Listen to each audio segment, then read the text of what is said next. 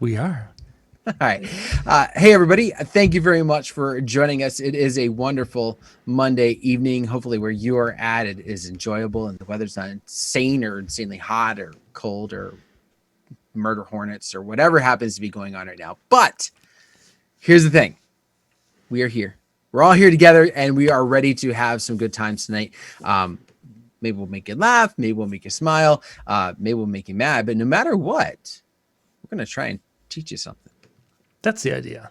So, John, we were talking about common denominators. We were just going through some math lessons that we're working with the kids on and making strides. We're in week 2 of. They did the homeschooling, the distance learning, but it was more confusing. And I say that not because I don't understand the lessons, but it was more confusing to know how they were teaching it and what they were wanting the kids to do. It's like being a substitute teacher, except they didn't leave their lesson plans for the day.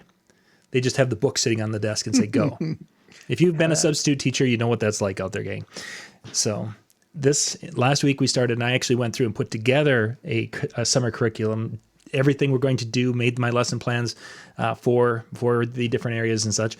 And now we're in week 2 of it. Week 1 started great, got ugly, got a little uglier, got a little bit better, and Friday was great. This week, today, we were actually really, really quite good. As my youngest said, yeah, once we get the hang of this should go pretty swell. Okay. We'll go with that. We'll check back in with that in about 4 weeks. Exactly. Well, by then, if they've just, the way I put it together, 45 minutes a day is all it will be. And Nicholas, well, my older of the two, he'll sit down, ding, ding, ding, ding, ding, and he'll be done in half an hour. So we'll get there. We're having fun. So if nothing else, it's quality time of Dad's frustration. The hair will get grayer, and then by fall, I may have the same hairdo that Dan has, just because of the gray hair side of it. So, oh my goodness.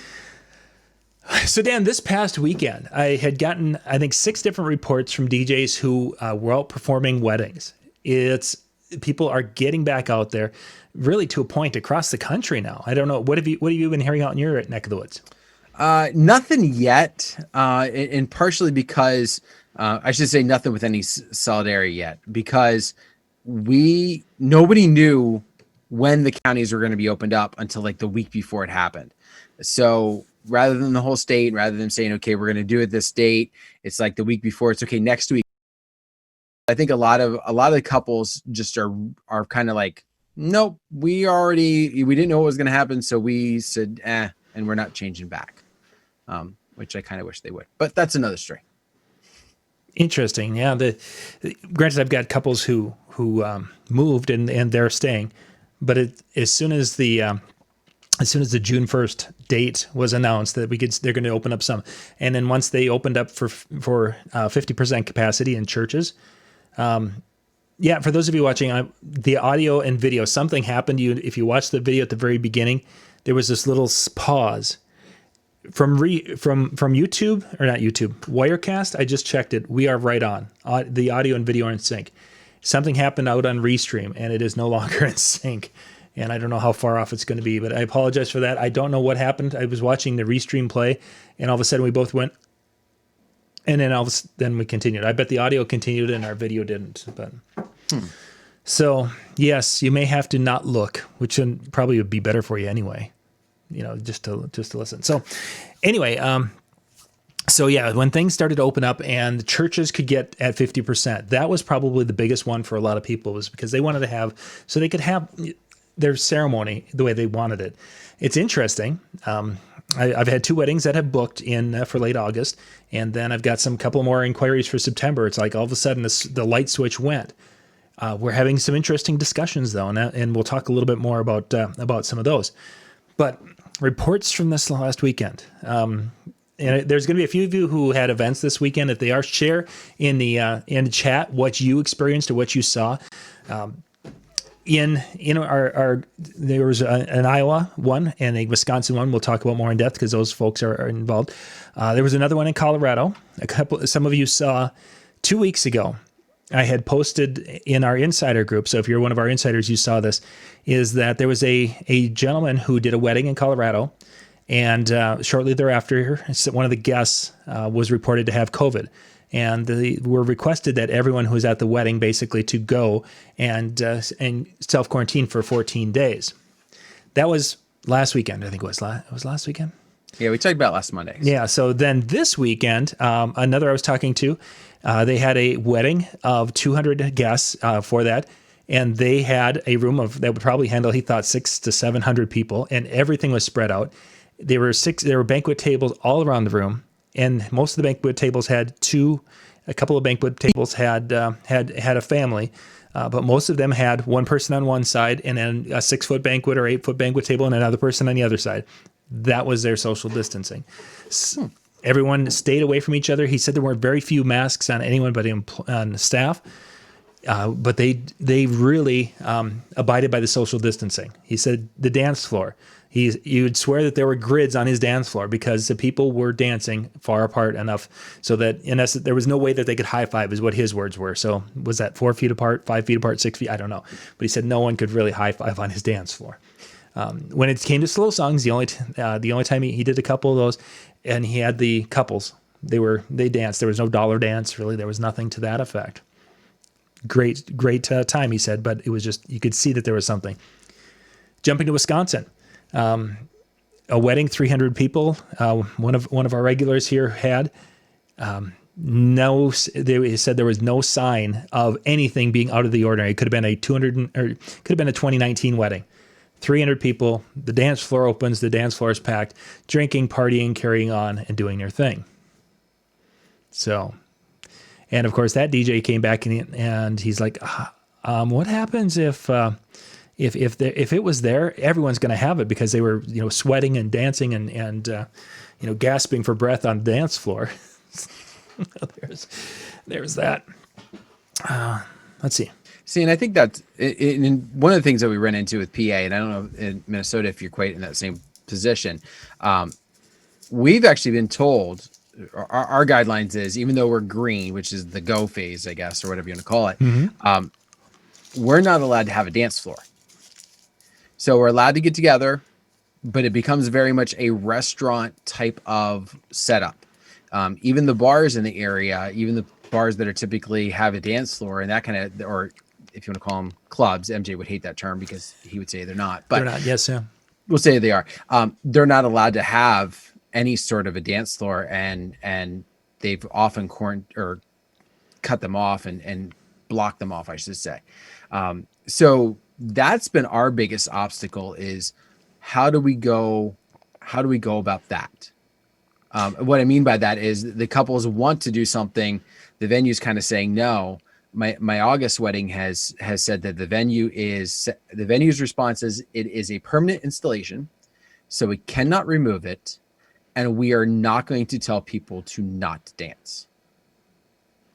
And that's actually, what is it, Ohio or Iowa? One of those two have it in their decree, the recent decree, is that there cannot be dancing. There can be entertainment, but there cannot be dancing. I think it's Ohio. I think I remember seeing that. Yeah. Well, there was one that actually just came out last Friday. So It could have been Ohio and now Iowa. There's a second one in the Midwest. I don't think it's Minnesota. I don't think Minnesota mentioned there could be a band. No, that might be maybe Minnesota did that. There can be a band, but they're not. Their dancing is not allowed. I was just envisioning all over again. Yeah, exactly. I was going Footloose. It's like, where's Kevin Bacon when you need him, man? So getting back to the Iowa wedding in Iowa, smaller wedding. They did their thing. They had some fun, but it was a very small group, scaled down from my understanding. And the dancing just wasn't part of the plan. So they probably did some spotlight dances, that type of thing, but really it was the scaled back. So you really have seen an extreme or such a, the extremes right now. You've got some weddings that it's like nothing's ever happened and it's we're here to party and it's going to be crazy, to the ones where they're social distancing, wearing masks and really being cognizant of it. I think, so Bright Knight's talking about Indiana with that one. That's interesting because in Minnesota, Bright Night, so should read this. First post-quarantine reception in Indiana, Little Dancing, the caterer just dropped off the food and left. So it was self-served. Little Dancing, but it was a group that wouldn't be a dancing crowd. In Minnesota, that would not be permissible. That the food has to be served by someone else, the one person touching the utensil, so that people aren't touching a common thing. Obviously, that's a different situation, especially if it's out at somebody's farm or in their backyard, and they can't police that. And many officials have gone on record saying that they're not going to be the dance police for events that are having that. So, from our standpoint as DJs, it's probably we're not going to be affected legally in any way, shape, or form. The question becomes I think you mentioned, Dan, about the venues and the venue not. That's the one that's come up here in Minnesota already. That we've got venues that are starting to sweat about this. Mm-hmm. Now you guys are in the green. Yes. So that means that what size gatherings and such can you have? So we're allowed up to 250, or I forget the percentage of the venue. I want to say it's 50%. So if it's a large gathering, it's up to 50%, or it's 250 people. If it's a restaurant type of setup, it's 50% capacity. And then that no congregating thing is probably still right. And so like nothing like you at the bar. You still have to, like if you go up to the bar, like you're going to sit at the bar. You can only sit with people who you're in the same household with. Otherwise, you have to be 6 feet apart. Most of the bar restaurants aren't serving like at the bar, so all drinks have to be brought to the table from the server. Tables have to be obviously the distance, but that's very, very similar to what we're hearing here. Talking to one of the brides earlier today that I've been talking to for about August. We had obviously one of the early discussions. We talked probably a month ago, and it was like, well, let's wait until after Mother's Day. Now it must have been pushing 2 months ago in April. It's like, let's wait until after Mother's Day. Things might clear. We might have a better idea. Well, now it's taken us until June, but she came back and she's like, yeah, let's get it booked. So we got everything signed, but we have a couple of paragraphs talking about the COVID situation. Specifically is that they will be able to do, unless things are completely shut down again, they will be able to do a wedding. She wants to do the wedding this way, as far as this type of an event. They will be able to do a wedding, but it might not be that event. It might be this event. And she's like, well, if we can't do this event, we're probably going to postpone. Are you okay? Can we apply the retainer towards the future date? So in our discussions, we basically came together and we have it all written out that if for some reason that they cancel, the retainer is non-refundable. If they have to move because of COVID, that we will move the date and apply the retainer to the new date.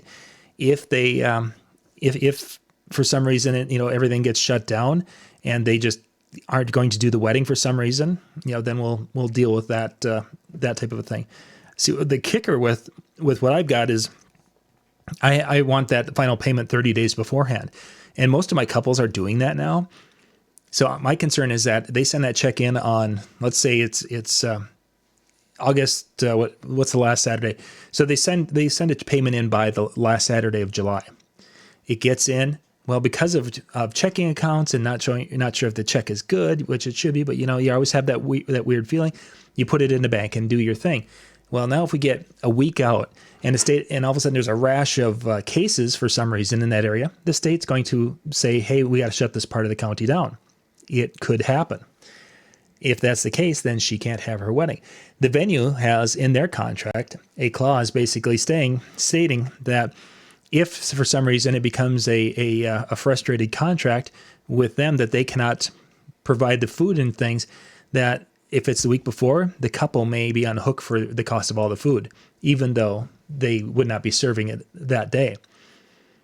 That's what the venue's got to do, because there's that possibility. And if people are wanting to book that venue and book that date, this is what the cost of doing business is nowadays, is that the week of, you are going to be on a hook. We're not going to charge you room rental, but you're going to have to pay for our hard expenses, which most of the time they would probably have to pay that anyway. Mhm. But now it's all wording revolving around COVID-19 compared to the other times where it would have been, just the, hey, final payments 2 weeks ahead of time, and if you cancel, you're out all your money. Now you're out our hard costs, but we'll refund in essence our profit margin. I think one of the things that I'm starting to struggle with, and this is, since we're kind of on the topic where you talked about, she wants it this way, and it might have to be like this way over here. My biggest obstacle with that is, the couples who they can have a wedding, Yep. and they booked you before this ever happened. And now they're talking about wanting to postpone because they can't have it this way. Mm-hmm. But they can still have a wedding. Exactly. And that becomes a big issue, because when it was completely shut down, we could say, hey, it's the force majeure, or it is the frustrated contract, however you want to do it. There was in essence a reason behind it. Now that they can do something, that takes out some of that culpability with us being more responsible to handing all the money back. And then it makes it so that it's on them. It's kind of, back to the old concept of, my DJ was this DJ was too expensive. We're going to eat his retainer and just cancel on him and then book this cheaper DJ. It's kind of somewhat along the lines of that type of a cancellation now. Mm-hmm. The big thing though is what takes you from this to this. And unfortunately, I think what's going to take this, and this is where we get to the point of where we can't do, in essence, we're not going to be able to do what we do, is it's going to be venues. And I think what we're going to see is we're going to see some venues in some locales, and there's going to be some states. So if you're in a state where everything's wide open and no one cares, good for you. You're in a better spot than a lot of us are.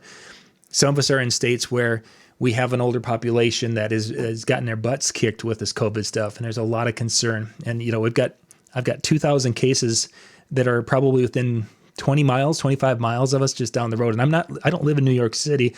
I live in rural Minnesota, but we have got a lot of meatpacking plants around us. This affects what's going on in our world.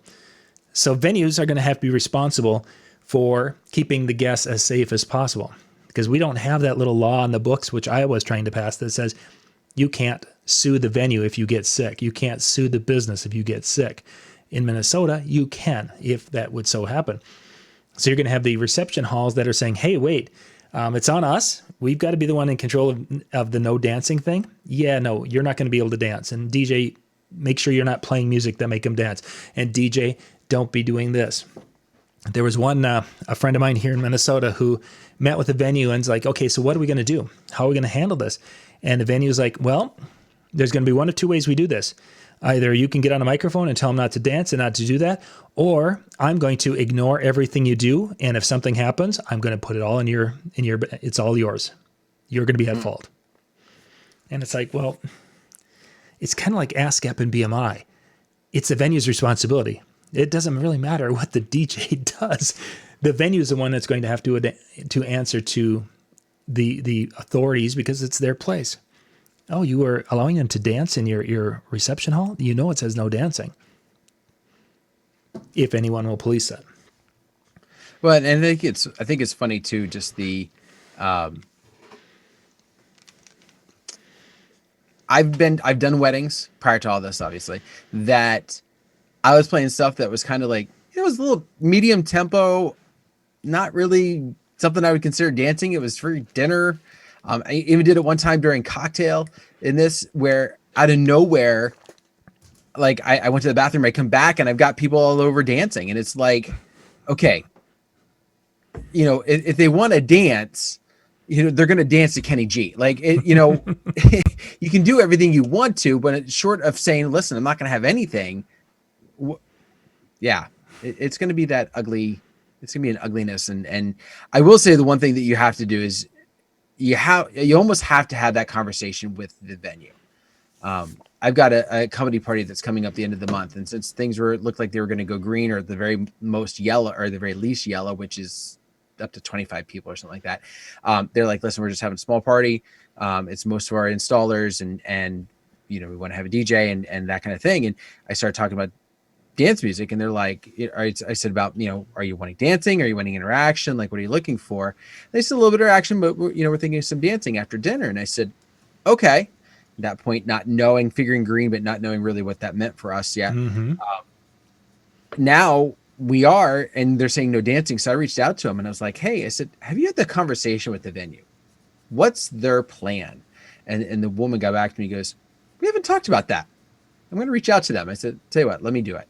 Let me reach out and have that conversation just to find out what they're going to do. Because if they're not going to police it, I'm not worrying about it. Mm-hmm. But if they're going to police it, that also becomes a headache of a nightmare, because you are now going to be the person who's stuck in the middle of this. You got people who are going to come up to you who are going to want you to play something they can dance to. And you actually have to tell them, no, I'm not allowed. And that's going to get to be an ugly situation. Exactly. You know how ugly that can be at a school dance when you're like, oh yeah, no, I can't play that song. And those kids are sober. Now you're giving adults alcohol, and then you're going to tell them no, that we're not going to play the Cupid Shuffle because your girlfriend, she looks incredibly good when she's out dancing the Cupid Shuffle, and now I can't do it for you. Sorry. Yeah, that's going to go over really well. Yeah. You can only blame the venue so many times too. Yeah, and that's going to be the thing, is that are we going to be forced in a sense by our actions that we're going to burn bridges either left or right, left being the venue, that we're going to offend the venue if we do something that's going to make them look bad or get them questioned by someone, what have you, or if we have to go to the guests and say, I'm sorry, we can't play dance music, and I'm not supposed to have anybody dancing here, or the ladies and gentlemen, please get off my dance floor, that kind of a thing. Just throw that in there. I would love to see, especially in some of these areas where you're not allowed to have a dance floor. I wonder if you had a big enough venue that you could cordon off. I can't even talk tonight. Sorry. Where you can put little sections of mini dance floors. So this table dances on this dance floor and this table dances on this floor. Listen, like, we got the table split up.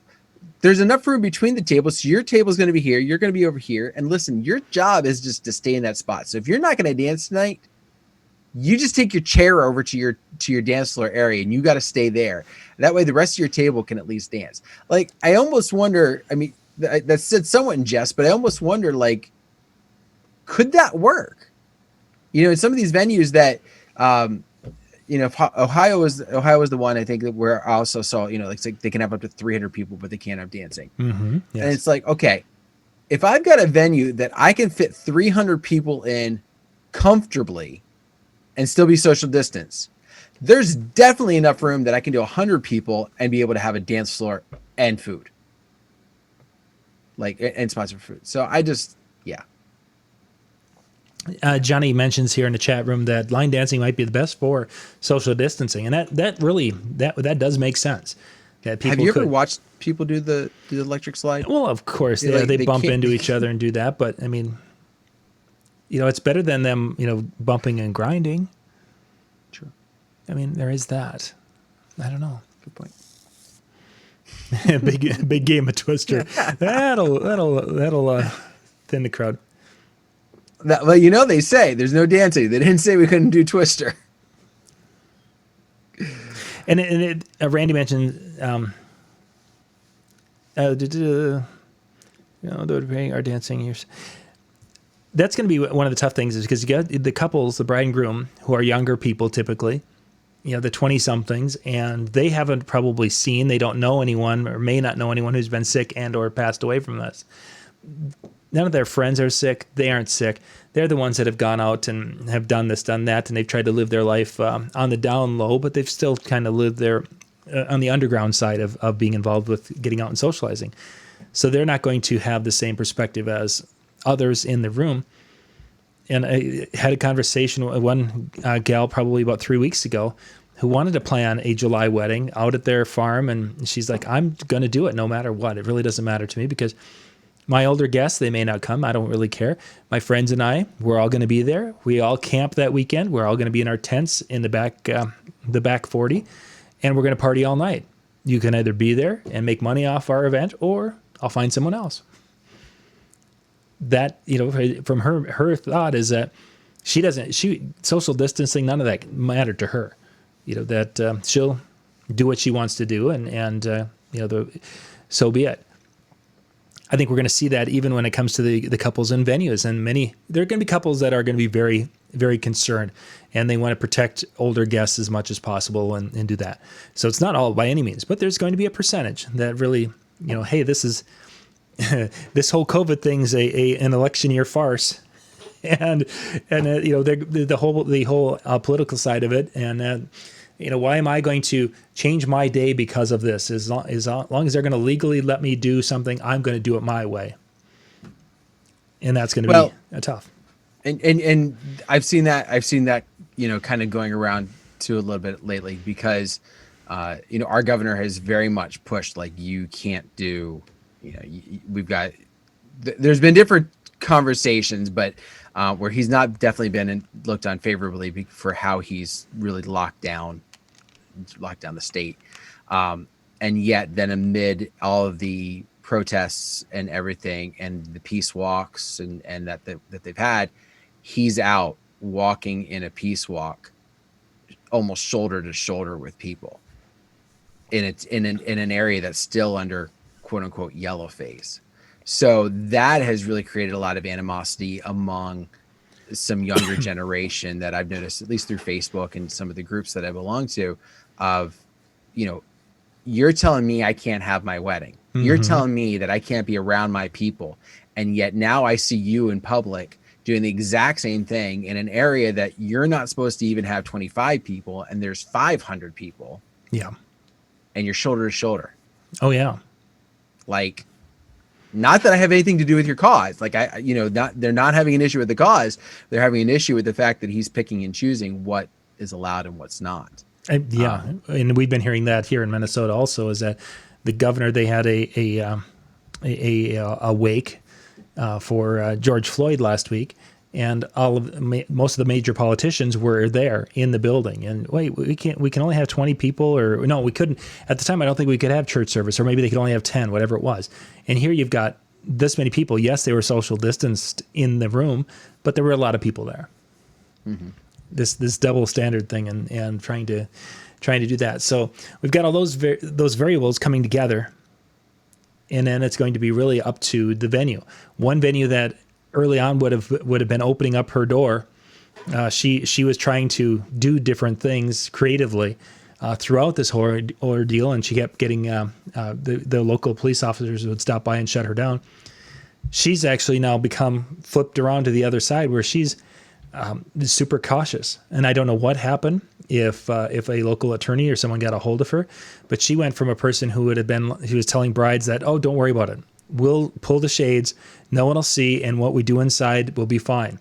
That was what she was mentioning to couples earlier, which, okay, well, whatever, but now another DJ who's doing an event there, they have gone and they're going to literally police tape off their dance floor area so no one can go on there. The DJ is going to be setting up on the other end of the room, not even close to the dance floor, so they can just do the music in the room with no dancing.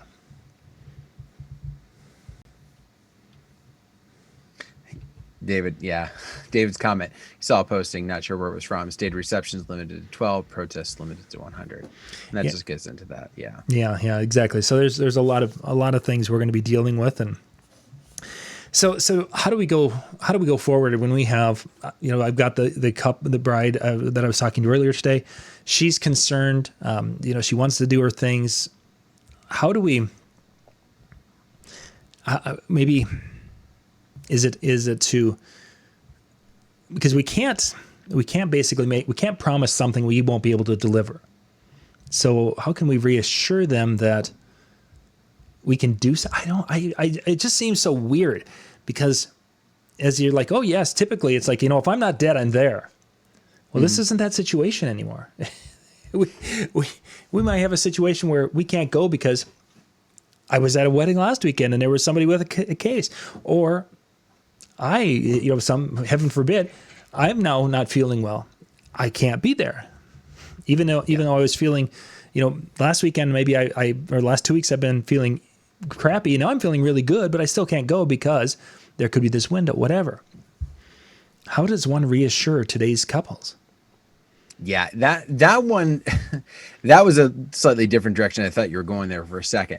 Um, you I don't think you can. I mean, that's the scary thing. Short of having your backup system in place, and we kind of alluded to this. I don't know if it was last week or the week Last week, yeah. before, where you have a backup in place, and it's not a member of your household. And I mean, the one nice thing, for lack of better terms, if you can call it that, the one nice thing is that we've all really gotten pushed back. Our events have gotten pushed back. That if things are opening now, most likely nobody's at a full schedule. Mm-hmm. You know what I mean? Like you don't, if you take all of your DJ friends that you typically refer events to, I would be willing to bet if your area has just recently opened that not everybody's going to be booked on that list. Somebody can be your go-to, and whether you arrange that ahead of time or whether however you decide to go about it, but line that up and be like, okay, this weekend it's going to be this person, this weekend it's going to be this person, and just be like, hey, listen, because of what's going on, I just need you on call. Yeah. I'm not saying you need to be there. I'm not worrying about that. Just be aware that if I get to the venue and they're like, listen, you can't get in, or, something's within that case, you're going to be my go-to this weekend. And if you've got a good enough rapport, it's easy peasy. They're like, yeah, I'll make some money that night. I have no problem with that.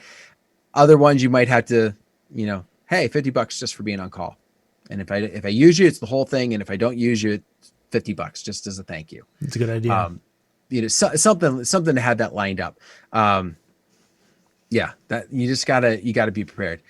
I would say where I thought you were going to go, and I'll kind of add on to this for a moment here, and then we can circle back if you want, is the idea of you can't be there the way that you said you were going to be there. All right. You're, the vision of this versus this. Yes. What I think you need to do is when you're having that sit down, you need to lay out some different possibilities, especially now that you hopefully have some insight into what might be allowed and what might not. Or even just brainstorm some hypotheticals with your couples to say, hey, if everything's good, easy peasy, you get the normal John Young experience. All right. But if our state decides, listen, last second, we can do some things, but we can't do everything. Here's some options for you. Here's my options that I can present to you so that this can still be a wedding that you will never forget for all the right reasons. And talk about bringing that into light.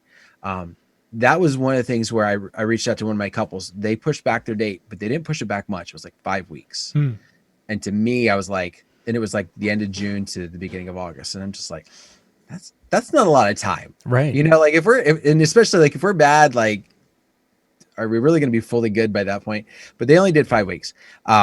And so I said to him, I said, listen, we don't have to just kind of totally scrap things. If August comes and we're open, but we're not fully, I said, here's some things. I started presenting the virtual ideas that we talked about a little while ago. They were one of the first couples to get back to me and go, I love that idea. Don't like all of it, but I do love the idea of being able especially for, the older couples in my older family. So present those ideas so that you come out the hero and they're not like, oh, I can't really have my wedding. So, I'm not going to have my wedding. Yeah, the presenting of options and such. Now, I think we talked about this a few weeks back, didn't you? Were you the one who's saying you presented some of those options to some couples and they were like, yeah, no, we want it our way or not at all? Yeah. Yeah. There were couples where I was trying to prevent them from postponing. But at that point, it was still the difference would be between the two.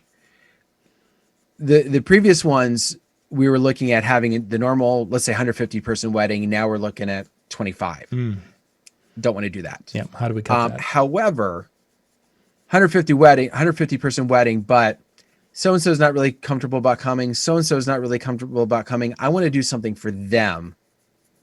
I'm still going to have my wedding. I'm still going to have my massive amount of people because they're going to allow me to have that number. But if they're not really feeling comfortable, I want to do something for them. that's where I'm seeing the difference. Sure. And that makes sense that it could be they can still have their friends and the younger folks, and then a person can do the other.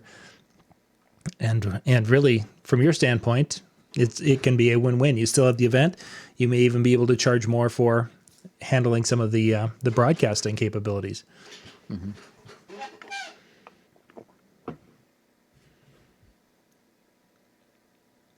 Yeah, just reading some of the comments. David, of course, mentioned having that depot, as you were describing, having additional backup names on your Rolodex. There, I'm dating myself. Rolodex. Dave was actually just had typed that at the same time.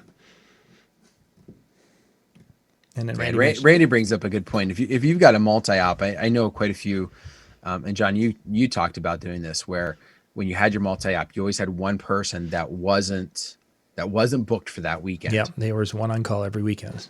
And I think that's a great idea if you have that luxury with your multi-op. And it's really hard. It's really hard, especially on your popular dates. You know, the 10, 10, 20, 20. You know, who knows if that's still going to be the great thing. But, you know, that had the possibility of still being this huge date. And I know some guys were like, man, I wish I had a multi-op with 10 more people. They'd all be booked that day. Having that extra person for those days is important. So one little thing, just as we're wrapping up, that was an observation, because we all work with venues and restaurants and different things.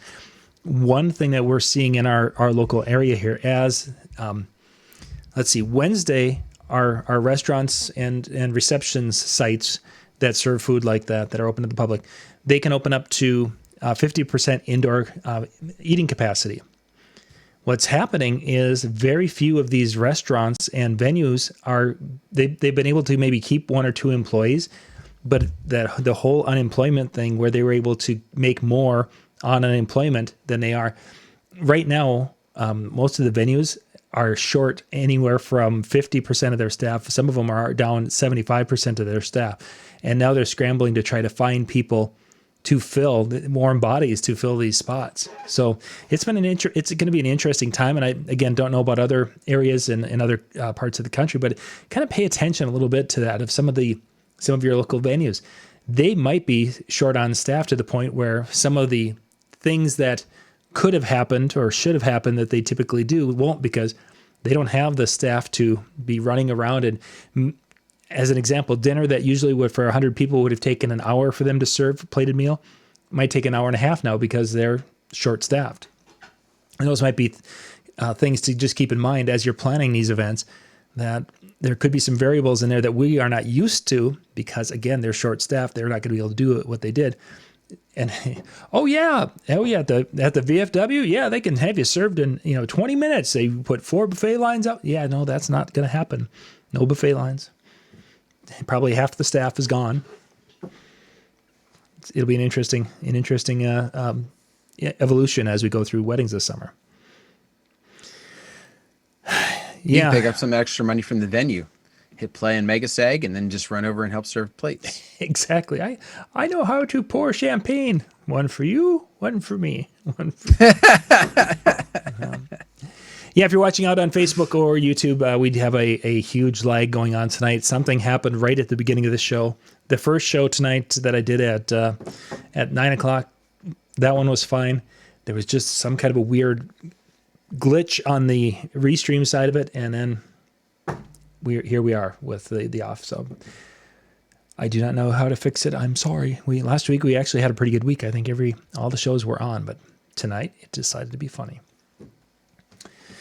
So anyway, yeah, there's going to be some things that may get in your way of being able to perform for events. My suggestion, just to leave you guys with something with that, is smile, be flexible, be compassionate, empathetic, because these couples have been planning this day and wanting to put it together, and it's not their fault this happened. It's not the venue's fault. It's not our fault. But here we all are together to try to figure out something to make it so that the couple will have a memory of something rather than just this horrible virus that kicked the snot out of their wedding day. I would add also one extra piece, and that is while you're while you're trolling around Facebook and checking out different things on there, be wary that your business model and how you're going to handle the couples is potentially different than somebody else's. I've seen a lot of arguments over, some couples who are, or some DJs who are just like, listen, I'm just doing I'm taking care of the couple. I'm worried about them. I'm worried about the people. Taking care of I'm going to reschedule it. And even if we're back to kind of normal, as long as they're rescheduling, I'm doing everything I can to take care of them. And I've got others who are like jumping down their throat. How dare you? They broke a contract, and it's just like, listen, just kind of back off for a second and realize that your business model might not be the same as theirs. And especially given what's going on right now, that's okay. Mm-hmm. Ideally it'd be best if everybody could agree on the best way, but it's not going to be the best way for every couple. And it's not going to be how you're going to win 100% of the people, 100% of the time. For sure. Either way they handle it. So was it Mr. Rourke from Fantasy Island? Smiles, everyone smiles. That's very Rolodex, Fantasy Island. Man, you are dating yourself. Yeah, but I was the one who mentioned Megaseg. That was you. You're the one who pulled that card out, so it wasn't me. I was getting thirsty. I needed to do something. So one last thing, there's a gal who did a video where she just did part 2 where she talked to her April self. Her part 1 is where April self talked to her January 2020 self. It was great. There's been some really, really cool content created out there around this. But hers, I don't think there was anything political in it. So if that's a trigger for you guys, I don't think there was anything political. It's just, talking to the January self, and the January was like, wow, I think the Australian fires are going to be the biggest story in 2020. And it was funny. It was funny. So if you guys want the link, if you don't know I don't remember her name, what the comedian's name was, but we can dig that up. But yeah, it was very very funny. There's some good stuff out there. So nothing to do with tonight's show, but it was it was going around on social media earlier today, and it's like, that is really quite clever. So alrighty, I think that's it for tonight. All right. This week, tomorrow night, we're going to do last week's Tuesday night shows, because we were going to do the microphone one, and we were going to get an update from Brian and Jay on where the new gear was that's going to be coming out. That all the stuff that should have been here isn't. Mm-hmm. We were going to get that update last week, but we ended up taking Tuesday off, and now we're going to be back tomorrow night. Ben's going to be talking about the microphone, and we'll be talking about gear tomorrow night. There's actually another show coming. We're going to have another Ron Ruth Presents dropping tomorrow. Ron Ruth's son, Sean Ruth, is a customer service person in a different industry, and he's going to be sharing some tips and ideas in that realm. Today, we actually did a Ron Ruth Presents. We dropped one. Mark Spin from the Duluth, Minnesota area, who is using technology to do some of the things we've been talking about when giving the couples options for their wedding day to be able to do. You guys need to watch that. He did a great job with that. That was today's Ron Ruth Presents. Oh, just a side, the Music Archive show from Saturday or from Sunday this week was the Jonas Brothers, the top 10 songs from the Jonas Brothers. It's gone viral. Or is it close to viral as we're going to get? It had over, I believe, like 3,000 plus views by this afternoon. Wow. That show typically, it's a good show. If you guys haven't checked out the Music Chart Archive show, it's Sunday morning. It hits on DJN TV on the channel. It looks at a different top 10 chart from a week in history, or top 10 songs from a person or group. Yeah, the Jonas Brothers. So obviously there's a lot of little kids are searching for the Jonas Brothers hits or something, and that's popped up. So it gained from like noon until 5 o'clock today. I think it gained about 1,000 views. So it's like, oh my goodness, that'll be an interesting thing. So yeah, that's it. Wednesday night. I think Dave and Jer are going to be back on Wednesday night with a wedding chat this week, and I think that's pretty much it. I don't know if there's anything else we're going to be dropping. So give you guys something to check out and such, and we'll be back again next week. Awesome. Well, thank you very much for taking out the time to spend with us this evening. Got the djntv.com/chill room. That's going to be coming up as well in just a little bit. So if you want to keep talking, want to kind of expand on anything, or just kind of hang out and relax with a few friends for a little while, make sure you head on over and check that out as well. It's been a pleasure. We will see you next week. Bye-bye. Bye, buddy.